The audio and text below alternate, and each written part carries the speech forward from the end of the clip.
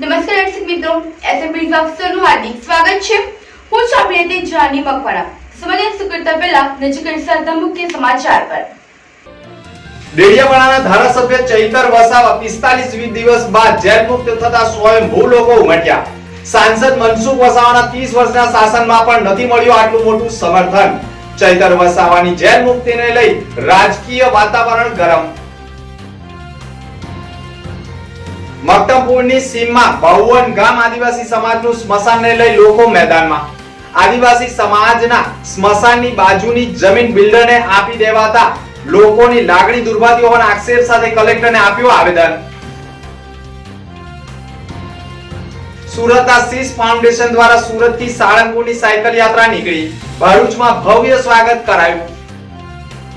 ભરૂચના મનુબર રોડ ઉપર આવેલી વલ્લી ચેરિટેબલ ટ્રસ્ટ સંચાલિત વીસીટી કન્યા શૈક્ષણિક સંકુલના પટાંગણમાં ગુરુવારના રોજ સવારે 10:30 કલાકે વાર્ષિક મહોત્સવ નિમિત્તે સુંદર કાર્યક્રમનું આયોજન કરવામાં આવ્યું। આ કાર્યક્રમમાં મુખ્ય અતિથિ તરીકે ગ્રામ્ય વિભાગના મામલતદાર માધવી મિસ્ત્રી, વીસીટી તેમજ MMMCTના ટ્રસ્ટી પરવીનબેન દિલાવર વલી તથા હસીનાબેન હારૂન પટેલ, વિદેશથી પધારેલા મહાનુભાવો, આમંત્રિત મહેમાનો, વાલીશ્રીઓ ઉપસ્થિત રહ્યા હતા। આ કાર્યક્રમની શરૂઆત તિલાવંતે કુરાનથી કરવામાં આવી હતી અને અત્રે ઉપસ્થિત મહાનુભાવોનું અંગ્રેજી માધ્યમના આચાર્ય સુરૈયાબેન દ્વારા શાબ્દિક સ્વાગત કરવામાં આવ્યું હતું। પ્રમુખ પદે બિરાજમાન માધવીબેન મિસ્ત્રીનું શાલ ઓઢાડીને સન્માન કરવા સાથે પુસ્તક આપી પુષ્પગુચ્છ વડે સન્માન કરાયું હતું। આ કાર્યક્રમમાં આગળ ધપાવ ઉચ્ચતર માધ્યમિક વિભાગના વિદ્યાર્થીઓ દ્વારા અલ્લાહના 99 શ્રેષ્ઠ નામ લય સાથે રજૂ કરવામાં આવ્યા બાદ ત્યારબાદ અંગ્રેજી પ્રાથમિક વિભાગની નાની બાળાઓ દ્વારા વેલકમ સોંગ, ગુજરાતી પ્રાથમિક વિભાગની વિદ્યાર્થીનીઓ દ્વારા મોબાઈલની બબાલ પર હાસ્ય રસિક ડ્રામા રજૂ કરાયું હતું અને કાર્યક્રમને સફળ બનાવવામાં આવ્યો હતો।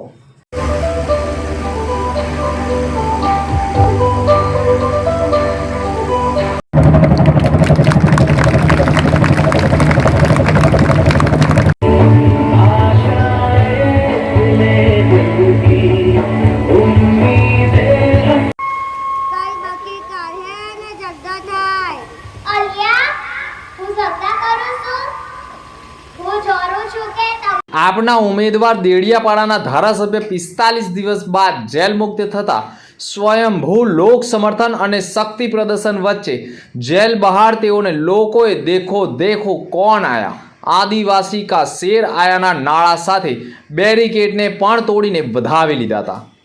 આ પ્રથમ એક એવા ઉમેદવાર હશે કે જેને આટલું મોટું સમર્થન મળ્યું।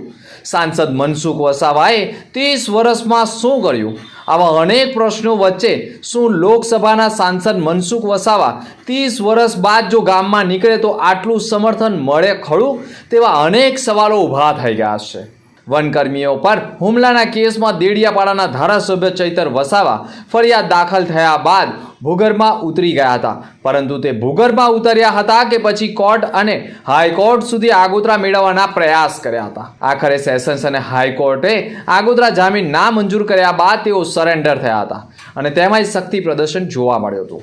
તેઓના 3 દિવસના રિમાન્ડ પૂર્ણ થયા બાદ 18 ડિસેમ્બરે તેઓએ રાજપીપળા સબ જેલમાં મોકલી આપ્યા હતા। દરમિયાન નેત્રંગમાં કેજરીવાલ અને ભગવત માને તેઓના સમર્થનમાં સભા યોજી ભરૂચ લોકસભા બેઠકના આપના ઉમેદવાર તરીકે જાહેર કર્યા હતા અને બીજી તરફ 10 જાન્યુઆરીએ નર્મદા સેશન્સ કોર્ટમાં ચૈતર વસાવાની જામીન અરજી મૂકવામાં આવી હતી।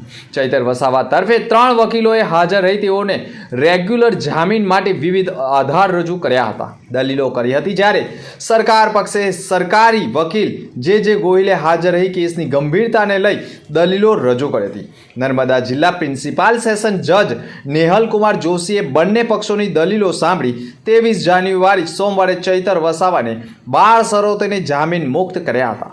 દેડિયાપાડાના ધારાસભ્ય ચૈતર વસાવા ટ્રાયલ પૂર્ણ થતાં સુધી નર્મદા જિલ્લામાં પ્રવેશ કરી શકશે નહીં। તેઓ ભરૂચ અને નર્મદા જિલ્લા સિવાય બીજા ઠેકાણે રહી શકશે, જેના સરનામા અને કોન્ટેક્ટ નંબર પણ આપવાના રહેશે। રૂપિયા 1 લાખના 2 જામીન અને તેટલી જ રકમના જાત મુજરકા જામીન મુક્ત કરવામાં આવ્યા હતા। તપાસ પૂર્ણ થઈ ચાર્જશીટ ન થાય ત્યાં સુધી ચૈતર વસાવે દર મહિને 1લી તારીખે દેડિયાપાડા પોલીસ સ્ટેશનમાં વોટ્સએપ કે અન્ય કોઈ માધ્યમથી હાજરી પૂરવાની રહેશે. પાસપોર્ટ કોર્ટમાં જમા કરવાનો અને ગુજરાતથી હદ છોડવી નહીં સહિતની 12 શરતો પર જામીન મુક્ત કરાયા છે. બીજી તરફ પત્ની શકુંતલાબેન જેલમાં હોય અને તેઓએ પત્નીના જામીન મળે તેથી સજોડે જેલ મુક્ત થવાનો નિર્ણય કર્યો હતો. ગુરુવારે તેઓની પત્નીના જામીનની સુનાવણી છે. દરમિયાન સવારે 10 કલાકે તેઓ રાજપીપળા જેલમાંથી 45 દિવસ બાદ બહાર આવ્યા હતા. જેલમાં તેઓએ લેવા બીજા પત્ની વર્ષા અને બાળકો સાથે વકીલ ગોપાલ ઇટાલિયા અને આપના પ્રવક્તાઓ પણ જોડાયા હતા. સમગ્ર જેલ નજીક જ મોટી સંખ્યામાં લોકોનું માનવ મહેરામણ ઉમટી પડ્યું હતું. જેવા ચૈતર વસાવા બહાર આવ્યા ત્યાં જ તેમના સમર્થકો બોલ્યા, દેખો દેખો કોણ આયા, આદિવાસીઓ કા મસીહા આયા સહિતના નારાઓ લગાવી વાતાવરણ ગજવી મૂક્યું હતું. આ સમગ્ર લોકમેળા માનો કે લોક ટોળા માનો, લોકોનું સમર્થન મનસુખ વસાવાની આંખો પહોળી કરી દે તેવી છે. કારણ કે 30 વર્ષના શાસનમાં લોકસભાના સાંસદ મનસુખ વસાવાને આવું સમર્થન ક્યારેય જોવા મળ્યું નથી. ચૈતર વસાવાના જન સમર્થકનો દ્રશ્યો જોઈને ઘણા રાજકારણીઓની આંખો પણ પહોળી થઈ ગઈ હોય તેવું માનવામાં આવે છે. પરંતુ હવે લોકસભાની ચૂંટણીને લઈ ચૈતર વસાવા હવે ધીરે ધીરે સક્રિય બનનાર હોવાનું સ્પષ્ટ દેખાઈ રહ્યું છે. જે નર્મદા જિલ્લામાં હું એક લોક પ્રતિનિધિ છું. મને અહીંના લોકોએ 1 લાખથી પણ વધારે મતોથી ચૂંટાયા છે અને અહીંના લોકોએ ધારાસભ્ય જેવા લોક પ્રતિનિધિ પર એના વિસ્તારમાં એના ઘરે પ્રવેશ બંધી એ તો દુઃખની વાત છે. આજે દેશની લોકશાહી ખતમ છે, પણ અમે લોકહિત માટે અને લોકશાહી બચાવવા માટે પણ લડીશું અને જે પણ શરતો છે એને નાબૂદ કરવા માટે અમે નામદાર હાઈકોર્ટમાં આગળ પિટિશન કરીશું. ગઠબંધન રાષ્ટ્રીય કક્ષાના નેતાઓ કરતા હોય છે. 28 જેટલા દળોનું ગઠબંધન છે. આવનાર દિવસોમાં અમે ગઠબંધનમાં રહીને લડીશું અને ભરૂચ લોકસભા હોય કે બીજી ગુજરાતની બીજી લોકસભા હોય, ગઠબંધન જે પણ નક્કી કરશે એ અમને માન્ય રહેશે ને એ રીતના અમે આગળ વધીશું. પટેલ ટ્વીટના માધ્યમથી કહે છે કે છોટુ વસાવા મને સહકાર આપવાના છે આદિવાસી. મુમતાજબેન પટેલ સ્વર્ગીય અહેમદભાઈ પટેલના પુત્રી છે અને ઘણું સામાજિક કાર્ય પણ કરે છે. એ લોકોની વચ્ચે પણ કાયમ રહેતા હોય છે. સ્વાભાવિક છે કે એમણે પણ લોકસભા લડવાની છે, પરંતુ ગઠબંધન જે પણ નક્કી કરશે એ ગઠબંધનને આખરી નિર્ણય હશે, રાષ્ટ્રીય કક્ષાના નેતાઓ નક્કી કરશે એ પ્રમાણે અમે આગળ વધીશું. અમારી હાલના તબક્કે ભરૂચ લોકસભા લડવાની પૂરેપૂરી તૈયારી છે અને અમે મજબૂત ઉમેદવાર પણ છે. અપક્ષના ધારાસભ્ય કે કોંગ્રેસના ધારાસભ્યએ ભાજપની દબાણવશ આવીને રાજીનામા આપ્યા હશે. ભાજપે અમારા પણ સામ દામ દંડ ભેદ નીતિ અપનાવી જ છે. આ પણ એક રાજકીય ષડયંત્રનો ભાગ જ છે. પણ ચૈતરભાઈ વસાવા આદિવાસી સમાજમાંથી આવે છે, જે સમાજે અંગ્રેજોને પણ અહીંયા હંપાવ્યા હતા. બિરસા મુંડાના અમે વંશજો છે. અમે ક્યારેય ભાજપ સામે નમવાના નથી, પણ પૂરી તાકાતથી અમે ભાજપ સામે લડીશું.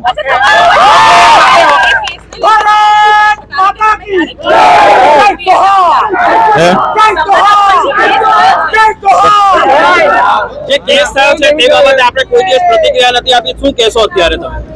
આ ફોરેસ્ટના વિભાગે 4 દિવસ પછી મારા પર ફરિયાદ કરી છે.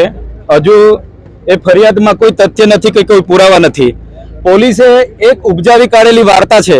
પોલીસે એવું કીધું છે કે આ માથાભારે શખ્સ છે, તમસી મગજનો માણસ છે, જાનમાલને નુકસાન કરે છે અને ડીગાપાટુનો વારે ઘડે માર મારે છે. હવે આ લોકોએ મને ચૂંટ્યો છે તો કોને મેં ડીગાપાટુના માર મારું છું ભાઈ? કોના જાનને કોના માલને મેં નુકસાન કર્યું છે? એટલે કોઈના જાનમાલને અમે નુકસાન નથી કર્યું કે અમે માથાભારે માણસ પણ નથી. અમારે જો માથાભારે માણસ બનવું હોય તો આ વિસ્તારમાં જંગલ ખાતું તો શું પોલીસની બી તાકાત નથી કે પ્રવેશ કરી શકે? એટલે આ પોલીસે અને ભાજપના લોકોએ બનાવી કાઢેલી વાર્તા છે. આવનાર દિવસોમાં સત્યનો વિજય થવાનો છે. સત્ય હાલ પરેશાન થઈ શકે છે, પણ સત્ય પરાજિત નથી થવાનો, સત્યનો વિજય થશે. સુરતના સીસ ફાઉન્ડેશન દ્વારા આયોજિત સુરતથી સાળંગપુર સાયકલ યાત્રા ભરૂચ આવી પહોંચતા ભરૂચના સાયકલિસ્ટ શ્વેતા વ્યાસ દ્વારા તેમનું સ્વાગત કરવામાં આવ્યું હતું. સીસ ફાઉન્ડેશન સુરત દ્વારા આયોજિત સીસ સાયકલોથોનના 333 સાયકલિસ્ટ ભરૂચ, વડોદરા તથા ઇન્દ્રજ થઈ 3 દિવસની 333 કિલોમીટર સાયકલ યાત્રા દરમિયાન સાળંગપુર હનુમાન મંદિરે પહોંચ્યા સાયકલ યાત્રા પૂર્ણ કરશે. આ સાયકલ યાત્રાનો મુખ્ય ઉદ્દેશ ભારતમાં સાયકલિંગ તથા ગ્રીન ઇન્ડિયા ફિટ ઇન્ડિયા મૂવમેન્ટને પ્રોત્સાહન આપવા માટે સીસ ફાઉન્ડેશન દ્વારા દરેક સાયકલિસ્ટ દ્વારા કરવામાં આવેલ દરેક કિલોમીટર પ્રમાણે જ ₹10 ડોનેશન અલગ અલગ સંસ્થાઓને ડોનેશન આપવામાં આવશે. આ સાયકલ યાત્રા તેના ઉદ્દેશ મુદ્દે પોઝિટિવ અને environment fit India hit India વ્યસન મુક્ત ભારત તથા સાયકલિંગને પ્રોત્સાહનના ઉદ્દેશ હોવાનું કહ્યું હતું. નમસ્કાર, મારું નામ સતીશ માણિયા છે. હું સીસ ફાઉન્ડેશનના ફાઉન્ડર છું. અમે આ સીસ સાયક્લોથોન 2024નું આયોજન કર્યું છે, જે એવરી યર કરવાનું પ્લાનિંગ અમારું છે. એન્વાયરમેન્ટ અને હેલ્થની અવેરનેસ લાવવા માટેનું આ અમારું સાયક્લોથોનનું પ્લાનિંગ છે, જેમાં 333 સાયકલિસ્ટ 333 કિલોમીટર સાયકલ 3 દિવસમાં પૂરી કરશે. તો આજે સુરતથી નીકળ્યા પછી અત્યારે બાપ્સ મંદિરમાં 80 કિલોમીટર પૂર્ણ થાય છે. હજુ 40 કિલોમીટર બાકી છે આજના દિવસના. રોજ 110 કિલોમીટર એવરેજ અમે સાયકલ ચલાવશું. 333માંથી 23 ગર્લ્સ છે અને બાકીના બધા જેન્ટ્સ છે. ભરૂચ જિલ્લાના 52 ગામના આદિવાસી સમાજના લોકોએ મોટી સંખ્યામાં એકત્ર થઈ કલેક્ટરને આપેલા આવેદનપત્રમાં આક્ષેપ કર્યો હતો કે કસક મક્તમપુર સીમ ખાતે સર્વે નંબર 11 ઉપર 52 ગામના આદિવાસી સ્મશાન અસ્તિત્વમાં છે. અને સ્મશાનની અંદર ભરૂચ શહેર તથા આજુબાજુના 52 જેટલા ગામડાઓના આદિવાસી પરિવારો તેના સ્વજનોની અંતિમ ક્રિયા અહીં કરવા આવે છે, સ્મશાન ગૃહ કરે છે. અને પરંતુ છેલ્લા કેટલાય દિવસથી સ્મશાનની બાજુમાં આવેલા સર્વે નંબરમાં JCB મશીનથી જમીન લેવલિંગનું કાર્ય શરૂ કરવામાં આવ્યું છે, જ્યાં ભવિષ્યમાં ત્યાં મોટી હાઈરાઇઝ બિલ્ડિંગ બંધાવવાનું પણ કામ શરૂ થાય તો પ્રાથમિક ધોરણે જોવા મળે છે. જો ભવિષ્યમાં આવી માનવ વસાહતનું નિર્માણ થાય તો તેની અવરજવર માટે બીજો કોઈ માર્ગ નથી. ઘણી વખત સ્મશાનમાંથી ભારે વાહનો કાઢવામાં આવતા હોવાના આક્ષેપ કર્યા છે, જેના કારણે સ્મશાનમાં દફન વિધિ કરેલા મૃતકોને નુકસાન થતું હોવાના પણ આક્ષેપ લગાવ્યા છે અને લાગણી દુર્ભાતા હોવાના પણ આરોપ લગાવ્યા છે. આવનાર સમયમાં હજુ જો યોગ્ય નિર્ણય લેવામાં નહીં આવે અને કામગીરી અટકાવવામાં નહીં આવે તો આદિવાસી સમાજ મેદાનમાં ઉતરશે. મારું નામ દીપ્તિબેન દિનેશભાઈ વસાવા છે.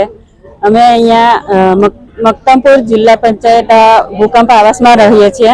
અમે અહીંયા કલેક્ટર શ્રીને આવેદનપત્ર આપવા આવ્યા છીએ કે જ્યાં અમારું 52 ગામનું સ્મશાન છે ત્યાં બિલ્ડરો દ્વારા અમારા પોતાના સ્વજનોની સમાધિ પર બિલ્ડરો દ્વારા JCB અને પોતાના વાહનો જાય છે, જે અમે તાત્કાલિક ધોરણે બંધ કરાવ્યા છે.